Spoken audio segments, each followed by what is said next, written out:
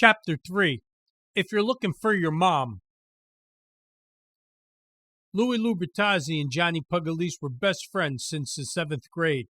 When Louis got his car, it was like Pug got a car. And never Pug got his hands on some cases of cigarettes or booze or whatever, he'd always cut Louis in. The two of them started working together, shaking down small-time street dealers and running poker games and other things. They were always on the lookout for a good score. Even though neither of them ever spoke of it, Pug knew Louis was the son of Louis Lubertazzi Sr., a professional criminal and a made guy, and known to every crook and cop in the city. Johnny Pugliese was a born criminal. From the time he was 9 years old, he stole all day long. On the way to school, when the kids stopped at the candy store, Pug was stuffing candy in his pockets.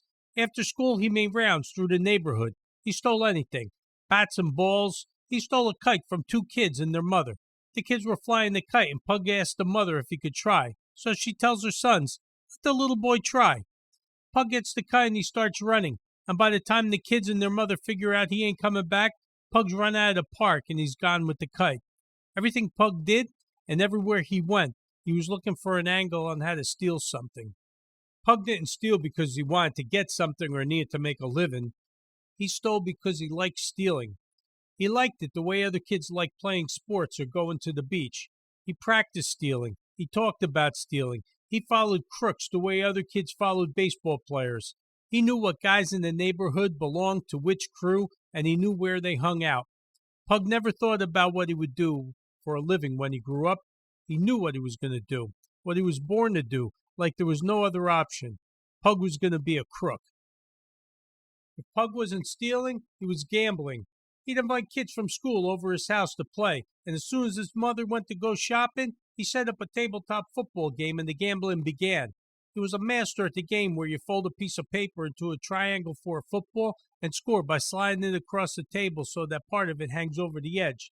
You kick the extra point by holding the football like they do to kick a field goal and flick it with your fingers so it flies between the other kid's thumbs, which are up like goalposts on the other end of the table. And if you hit that kid in the head, even better. He kept track of how many games the other kids won, and how many points they scored, and how many field goals they made. He read books on how to make odds. Then he played the house as the other kids bet on the games. When his mother came back early from shopping one day and found out what was going on, she threw a fit and kicked everyone out of the house.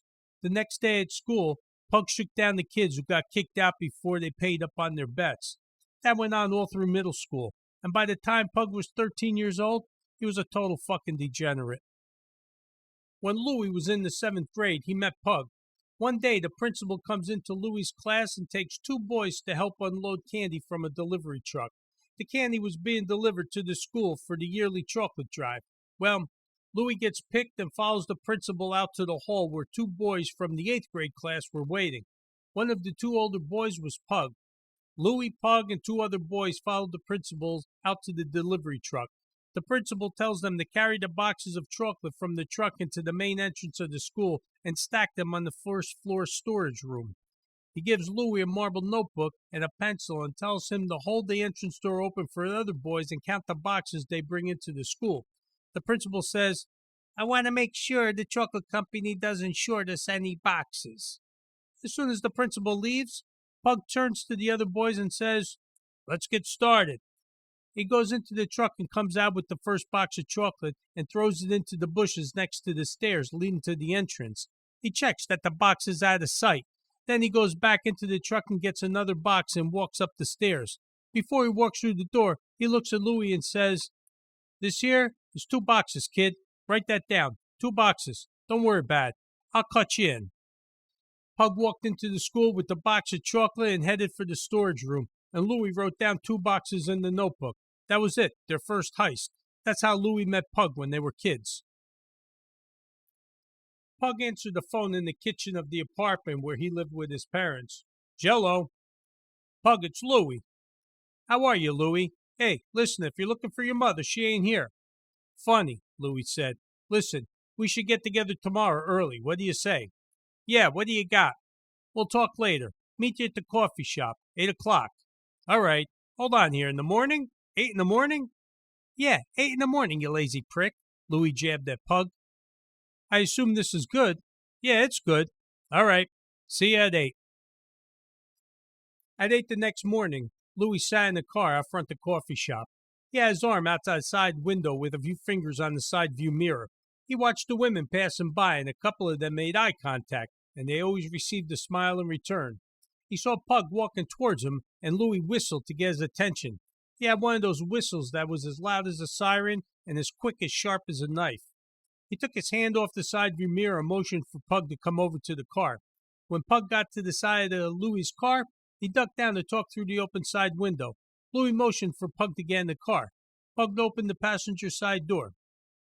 Louis leaned over and said, "Come on, get in. We'll get coffee in a few minutes. Let's take a ride." Pug got in the car. "What's the rush here?" Louis replied, "No rush. Let me show you what we got, then we come back for a talk."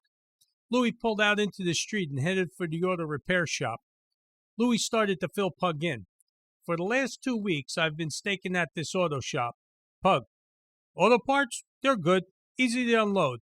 Louis, "Not auto parts. Better. We're going to drive over there, and I'll lay it out for you." Pug, "Okay. Had to be 8 in the morning?" Louis, "Yeah, should have been earlier. I let you sleep."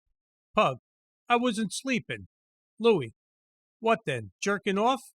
Pug, "No, I had to get rid of your mom before my parents woke up." The two of them laughed, content with their jabs at one another.